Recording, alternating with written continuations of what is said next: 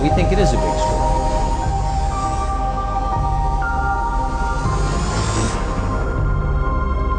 So today, the House of Representatives held the first congressional hearing on UFOs in at least 50 years. During that hearing, Pentagon officials acknowledged that American aircraft, military aircraft, have nearly collided with UFOs on at least 11 separate occasions. So it's a national security problem, at the very least. The Director of Naval Intelligence, Scott Bray, also released never-before-seen footage of what appears to be UFO. This was spotted by Navy personnel. Watch. Let me share with you the first video that we have here today, which shows an observation in real time.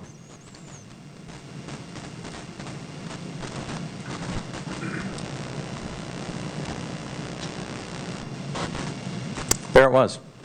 That's, in many cases, that's all that a report may include. In this video, U.S. Navy personnel recorded what appears to be triangles, some flashing, recorded several years ago, off the coast of the United States. This was recorded while the U.S. Navy ship observed a number of small unmanned aerial systems in the area. Our encounters with UAPs alter the development of either our offensive or defensive capabilities, or even our sensor capabilities. We'd say that for the closed session. Do we have an example? Can you cite a specific example of an object that can't be explained as having been human-made or natural? The example that I would say that is still unresolved, that I think everyone understands quite well, is the 2004 incident from Nimitz. So 2004, the head of Naval Intelligence referred to is what is known as the Tic Tac UFO. Chad Underwood is the former Navy pilot who filmed that footage.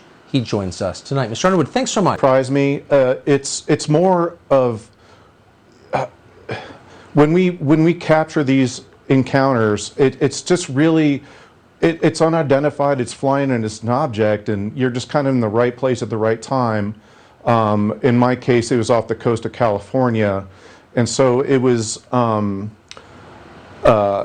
just kind of by chance, but I believe that these hearings are important for the public to understand, and I'm glad that they're happening. And so that they're not being classified and they're being unclassified, you know, from the DOD and Congress.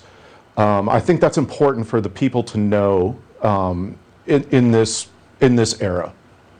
So this. Yeah, I really don't think that.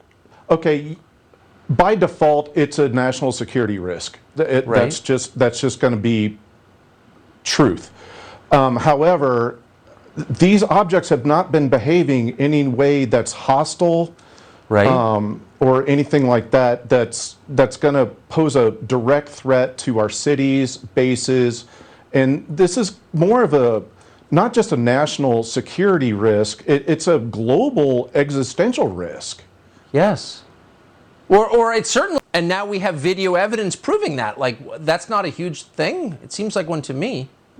Yeah, and you know, I think that in the last, well, my encounter was almost 18 years ago. Yes. And so that's when we started to develop really high level sensors, both radar and FLIR, forward-looking infrared, that we could track, or, capture and track these objects. And it's happened on the West Coast, it's happened on the East Coast. And I don't know if there's, other nations that have captured these objects as well.